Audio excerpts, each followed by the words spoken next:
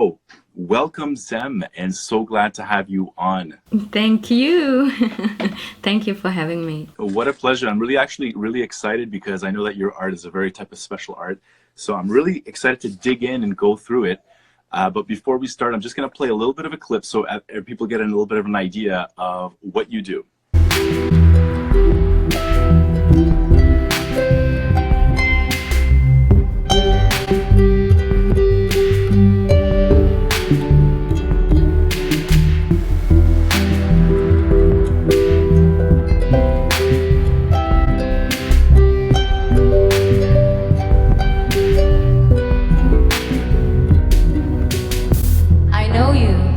For a long time, and you did a lot for me. When I was stressed while you were there, you made me feel so complete. But you held me back, you pulled me down, but I did the same. Please cut the cord, let us be free. I can't and I don't want to blame, 'cause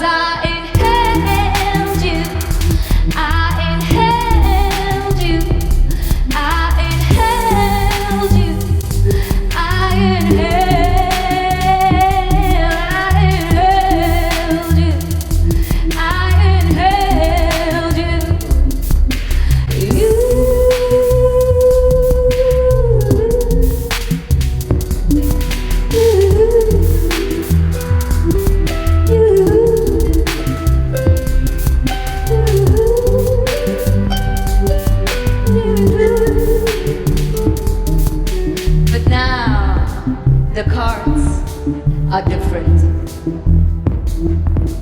It was not you who held me back. I put myself down to the ground.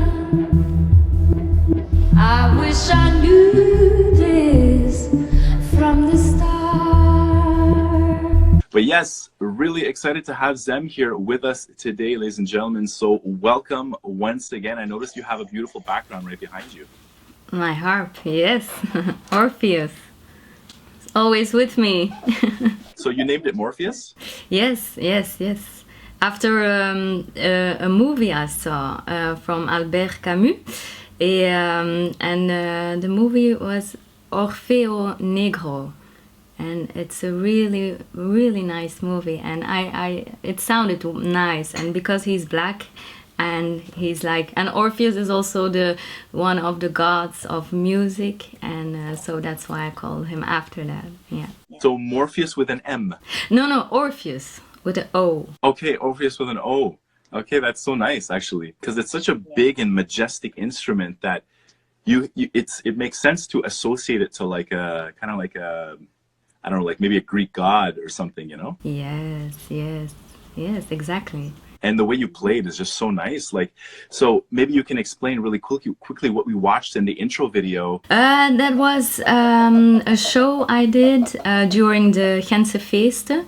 That's a 10-day festivities in the town where I live, in Ghent. Very beautiful city.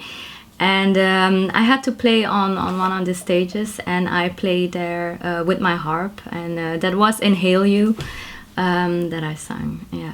Wow, it's really special, and I want to get a little bit more into it because I think that it's very unique what you do, and not too many people do what you do, you know, and especially with the instruments that you use. So I always, when I like watching your videos, I always find it very mystical and very artistic and very and the message gets through in a very special way also, because if I understand, like, you know, your songs have messages as well. And we'll get a little bit deeper into that. But my first question was more about knowing, because I know that you also have a rich cultural background. Is that correct? Mm-hmm. So a mix of everything. Right. So I was wondering if maybe you could go into a little bit of telling us a little bit more about your background, your origins. I mean, right now you're in Belgium, right? Exactly. Yes. However, but I understand that you also have, I was reading through your website, and I understand that you have a little bit more of influences. You speak many languages, And yeah, like maybe just explain to us a little bit where your background is. What's the language that you speak the most and all that? Yes. So first of all, I was born in Ethiopia, and so I, when I was 3 years old, I got adopted, and so my father, my adoptive father, he is from Holland, so that's why I speak Dutch. But I was adopted in Belgium, excuse me, and my mother, she is Belgian. Mais elle est francophone, donc pour ça, je parle aussi français. And the English part is from schools and television and music and everything like that. But do you speak at all any of the original language, like any Ethiopian? No, that's really pity that I don't speak Amharic. Amharic is the language of was one of the languages, but that is the language I used to speak. So I spoke it for 3 years, and then I have a brother, so we spoke together that language. And it's it's such a shame that I can't speak it anymore. But I will try it. I will try to learn it, definitely. Yeah, you seem to be like a person who loves to dip into culture and try different things. But no, language is it's kind of like the basic thing in music, especially if you're a singer or a songwriter, because you choose the language that you want to speak and express your art. And me, I used to do a lot of French, but as you see, we speak a lot of English too. So, but every language has its color. Wouldn't you agree? Yes. When when I write or sing or compose, I mean, the language of the songs, they come. I'm not like now I'm going to write a Dutch song or une chanson française. Maintenant, ça vient naturellement comme ça. Voilà, j'écris et après c'est en français, donc je continue en français comme ça. But when it's like more the soul in the music or the blues, it tend to go more English. So the genres it influences the eventual language of the song. Yeah. Who's this? Wow, that's mini-me.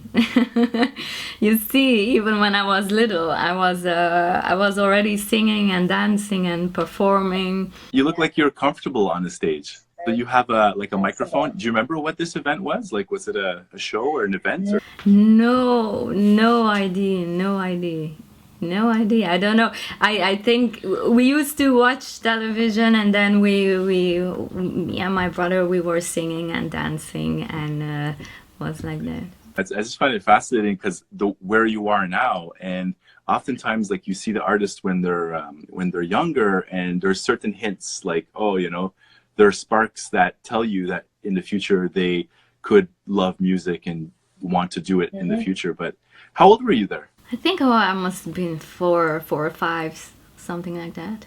Wow, it's like that's the age where consciously you start doing things like jumping up and reacting to music. I find that Yes. I really love to sing in my room or making things, and then after I made like a show, I go downstairs and I wanted to perform for my parents. That's what I loved the most. And if I didn't have to go to school, I was drawing or making things all the time. Yeah. You're very artistic, so you do more than music. You find like maybe you do like arts and drawing as well, or? No. That was when I was little. Okay. No, now only in music. Yes. Okay. How would you describe like a live performance? Like many artists have different types of performances on stage. For you, I've watched many of your videos and I've seen it, but like the type of energy that maybe somebody could expect being in your audience, like what would they feel like? What's the vibe like? For me, I think it's important to create a world. I mean, the world outside is not that beautiful or that special, and I like to you know, if I create, it comes from my world, and that is something I want to show to people. And especially with that kind of instrument, with all kinds of sounds, I try to recreate my world and my kind of vibe.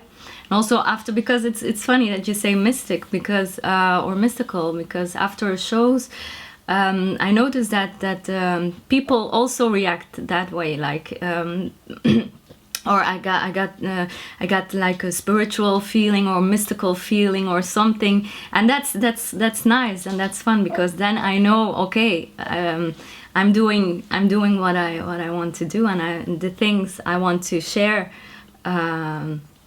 they get it, or they feel it, or they felt it. Yeah, I find it fascinating because the types of shows that I watched on your page, there's a couple shows that you've done for big companies also, right? Like the type of events that you do. basically I have two paths or something like that. So I play concerts and in little venues, bigger venues, but that's like my set, and that's what I want to create, my sound and my world.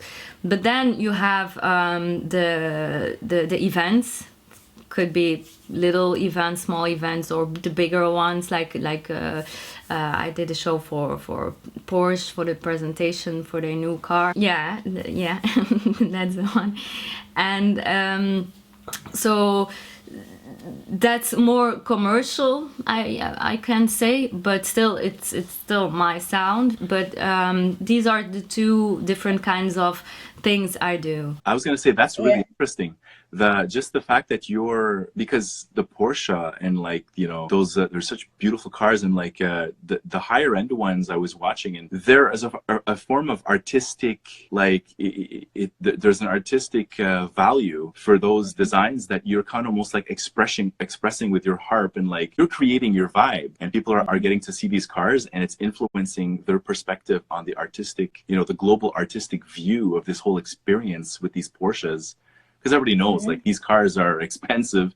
They're more about the feeling rather than about, you know, practical and all that. So the fact that you teamed up with these types of companies, I find that amazing. Like, especially because these cars are, you know, your music is mysterious. These cars are innovative and trying to provoke the emotions of the people who are there. So how did it go? Like, how were people, like, how did this whole experience go? Well, it was very nice. I mean, there was a lot of people. There were a lot of cars, because all the models were there, and I played a lot of electric sounds because I thought it would match the feelings, the colors of the cars, like also metallic, and I got a lot of compliments. They liked it. Yeah.